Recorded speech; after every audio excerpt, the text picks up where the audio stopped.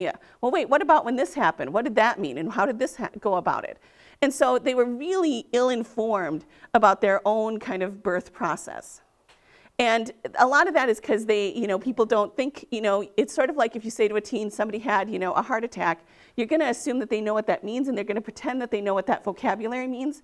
And because they want to be independent, they don't say, well, I kind of understand that when a heart attack happens, somebody's heart stops and they might die. But they really don't understand what kind of contributes to it, what goes into it, just like they didn't understand what it meant when, frankly, they needed an episiotomy.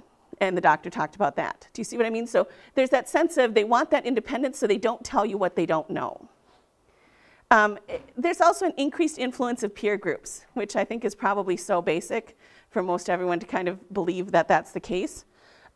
What that means is, when you think about the world of teen parenting, there's a couple of things to think about. One is you have shows like MTV's Teen Moms. And a lot of people have a lot of concern about that, because what it's doing is it's kind of normalizing that being a teen parent is kind of a common thing. And in fact, some kids are even thinking, wow, if I have a child, I'll be like the kids on Teen Mom, or maybe I'll have an opportunity to have some sort of opportunities like on Teen Mom. So that peer group, both at a kind of a wide social media level and at that really individualized level, really has an impact on the kids. Where I would say that we can really harness this is to really think about, when we're doing interventions with teens, how do we bring in a peer group, and how do we make that peer group really effective in reaching out to them?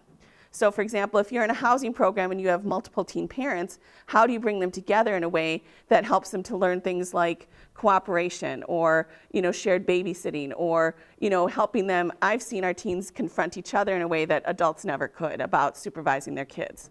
So that can be both really a force for good, and it can be a challenge. I think there's still a couple